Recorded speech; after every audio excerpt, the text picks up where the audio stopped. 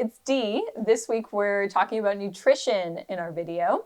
In next week's video, we're going to get a little bit more personal about nutrition, and we're going to go a bit in depth about each of our own experience with nutrition and why we eat the way we eat now, and maybe why we used to eat in a different way.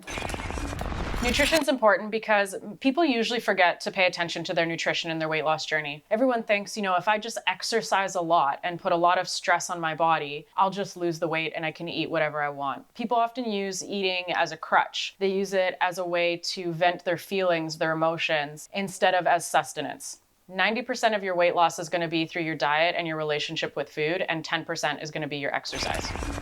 I think nutrition is one of those things that we have to talk about, but is mired in confusion and opinions. From our perspective, talking about nutrition is going to be really important to try to bring an aspect of clarity to it as we're talking about it with you, and making sure that it's an open conversation that's not something that's fearful or predacious or punishing. Yeah, just want to keep it easy.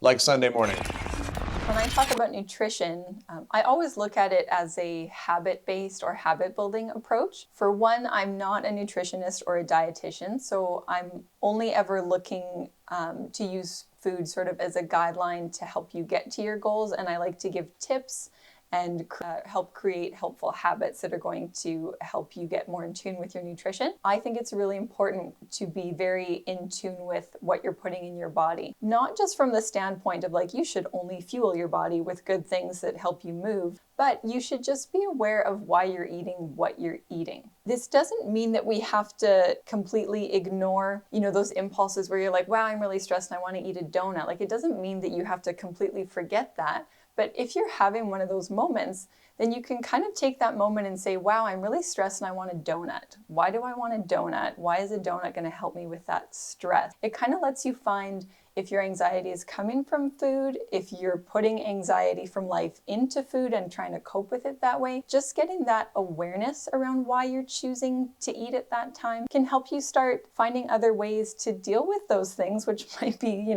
beyond the scope of fitness and nutrition. Or it can just let you be in that moment and say, hey, I don't need a donut to manage stress. I can go for a walk and, oh, I'm actually hungry, so I'm going to go and eat a proper meal that's going to fill me up. My philosophy on nutrition encompasses a couple different concepts. So I do believe if you are trying to attain weight loss, that calorie in versus calorie out is an extremely important component in order to do that. However, monitoring your calories and your intake at all times, as Dee mentioned, can be quite difficult. Always watching every single piece of food that you're eating can become overwhelming. So I like to take the stance that it's better to do check-ins and really understand what you're intaking in a day. Usually with my clients, what I end up doing is asking them to watch their food for up to a week and as little as 3 days. They monitor everything for those 3 days to 7 days, and then you have a look at what's happening. Once you have a better grasp of what you're actually eating, then you can make healthier choices on your own without always monitoring. We do those sporadic check-ins as we go instead of monitoring all the time, and I find that's a lot less stressful for people in terms of monitoring their diet, and it gives you a lot of freedom within your diet when you just feel like having something because you feel like having it in that moment, and that's okay.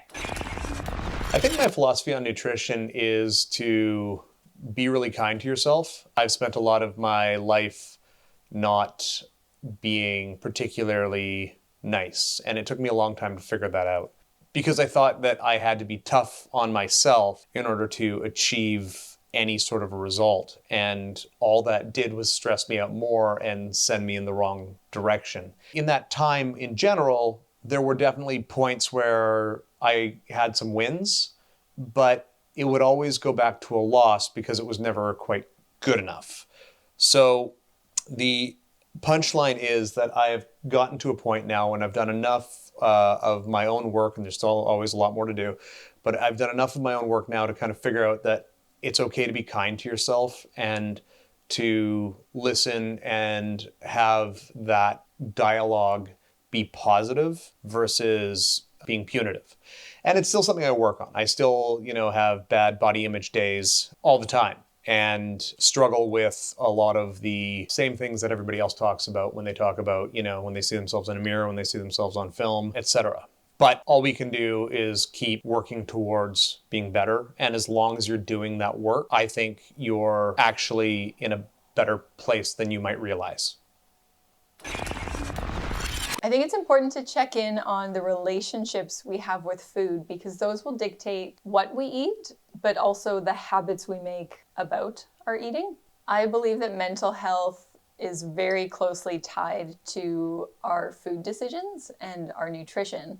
We generally lean on food as a crutch for certain coping mechanisms, which isn't like a bad thing necessarily, but it's important to create an awareness around the fact that you're making those decisions and around the fact that you are choosing food maybe to manage stress, self-soothe, or just fill yourself up because you have been so busy and stressed all day that you realize you haven't eaten and you're super, super hungry. So getting in tune with why you're eating what you're eating can really help you change habits that aren't serving you and your goals and then create new habits that are going to very well serve your health and your goals. I think there's such thing as good and bad food. For example, good food is food that I enjoy eating, and bad food is food that I don't enjoy eating. So personally, I don't like seafood, so seafood is bad. But I enjoy eating buttercream icing on a cake, and I enjoy eating really colorful, vibrant vegetables, and I enjoy eating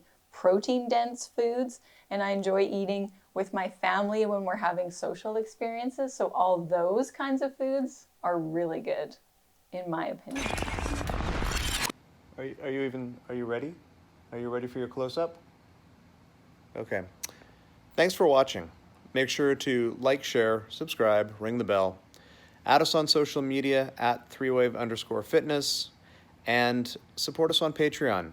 We have some great options available where you can work with us, you can get exclusive content, or you can even get your name listed like these great people over here, or wherever we end up putting it, maybe down here. Anyway, we love you guys. Thanks so much for supporting us, for watching us. Be sure to comment. Let us know what you think. We hope you're well. Let us know how we can help. Okay? Ciao.